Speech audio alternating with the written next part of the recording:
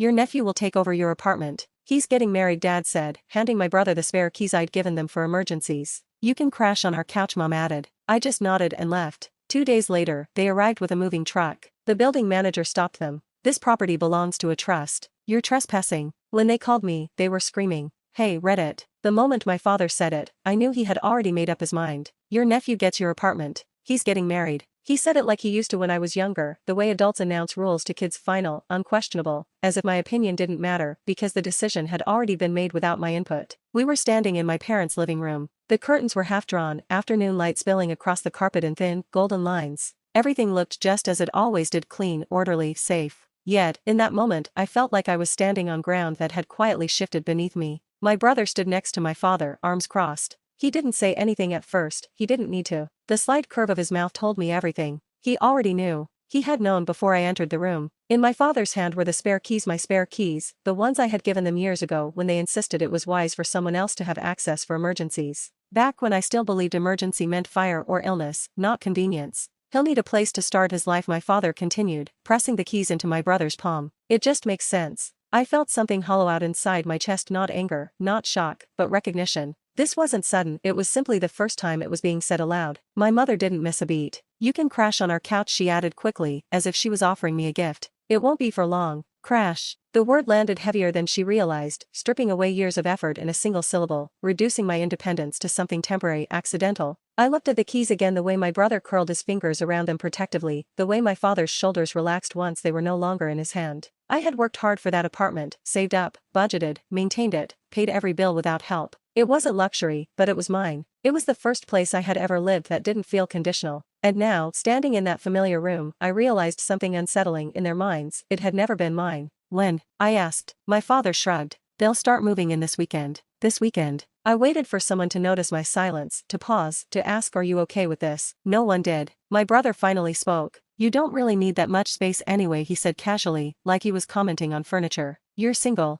There was the justification wrapped neatly in logic that only made sense if you had never had to give anything up. I nodded, not because I agreed, but because years of conditioning had taught me that resistance only made things worse. Saying no only delayed the inevitable and came with consequences. I understand, I said. My voice didn't shake. That surprised me. My mother smiled in relief. I knew you would, she said. You're always so reasonable. Reasonable? That word had followed me my whole life. It was what they called me when I swallowed disappointment, when I stepped aside, when I accepted less so someone else could have more. I left soon after, no argument, no raised voices, no dramatic exit. I drove home in silence, hands steady on the steering wheel, my mind replaying the conversation again and again, not because I was trying to argue with it, but because I was finally seeing it clearly. That apartment wasn't just a place to live, it was proof. Proof that I could build something on my own without asking for permission. And I realized that was exactly why they felt entitled to give it away. That night, I unlocked the door and stood inside longer than usual. The familiar creak of the floorboards, the soft hum of the refrigerator, the quiet safety of walls that expected nothing from me.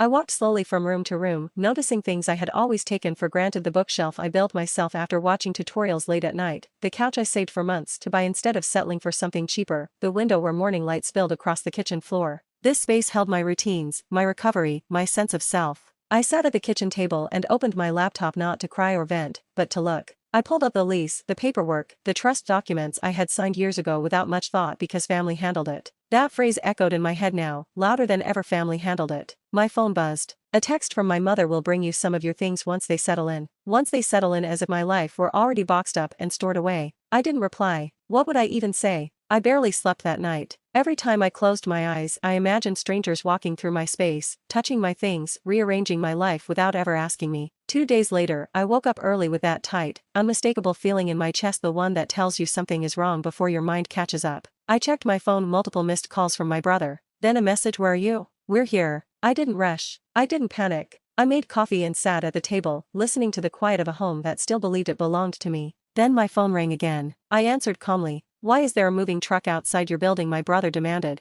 I looked around the apartment one last time and smiled. What my family didn't realize as they handed out my keys and reassigned my home was that they were about to learn the difference between access and ownership. When my brother asked why there was a moving truck outside my building, I didn't answer right away. I wrapped my fingers around my coffee mug and looked out the window instead. The street below was busy, the morning ordinary in a way that felt almost cruel: people walking dogs, someone arguing on the phone, a delivery driver double parked. Life went on, completely indifferent to the fact that my family was about to collide with a truth they had never prepared for. Hello, my brother snapped into the phone. Are you there? I'm here, I said calmly. Then explain, he said. We're outside your place. Dad gave me the keys. The truck's ready. I took a slow breath. Did you talk to the building manager yet? I asked. There was a pause. Why would we need to, he said. We're moving in. I almost laughed. Okay, I said quietly. Let me know how that goes. What does that mean, he demanded. It means, I replied evenly, I'm not stopping you. And then I hung up. 10 minutes passed, then 15. My phone stayed silent. I finished my coffee, rinsed the mug, and sat down on the couch, my couch, not the one at my parents' house. Finally, my phone rang again. This time, it wasn't my brother, it was my father. What did you do, he asked the moment I answered. I could hear voices in the background, tense, confused, raised. I didn't do anything, I said. I just didn't do what you assumed. Don't play games, he snapped. The building manager says we're trespassing. I closed my eyes. Did he explain why? I asked. Silence. Then my father said much more quietly, he says the apartment belongs to a trust. Yes, I said. Another pause, longer this time. What trust? My mother's voice cut in sharply. The one I set up years ago, I replied. The one you told me was just paperwork. My heart was pounding, but my voice stayed steady. The apartment isn't in my personal name, I continued. It never was. It belongs to a trust. I'm the sole trustee. You were never listed. Neither was my brother. The spare keys were for emergencies, not ownership. You never told us that, my mother said. You never asked, I replied. In the background, I heard my brother arguing with someone, likely the building manager. His voice was sharp, defensive, desperate. This is ridiculous, my father said. We're family. That's never been a legal argument, I said gently. My mother's tone shifted, softer now. We just thought you'd understand, she said. He's starting a family and I was ending homelessness, I replied. You just didn't notice. No one spoke for a moment. Then my brother's voice burst through the phone. They won't even let us inside, he shouted.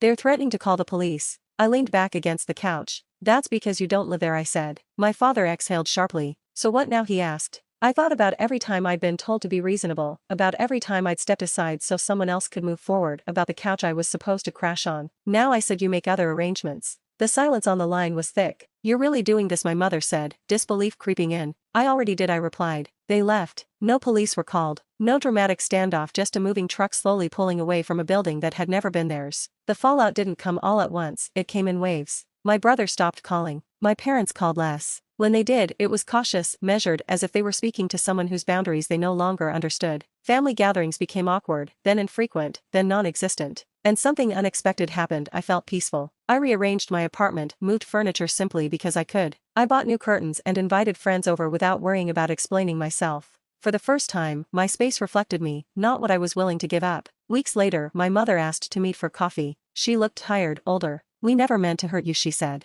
I stirred my drink slowly. I know, I replied, but you never meant not to either. She didn't argue. My brother eventually moved into a smaller place across town. My parents stopped offering my things to others. They learned perhaps not empathy, but caution. And I learned something too: boundaries don't need to be loud. Ownership doesn't require permission. Silence, when chosen, can be powerful. Just because someone has access to your life doesn't mean they own it. Family can feel entitled to what you built when they've never respected the effort it took to create it. Sometimes the strongest statement isn't confrontation, it's quiet refusal. That's all for today's story. Stay tuned for more videos. Thanks for watching.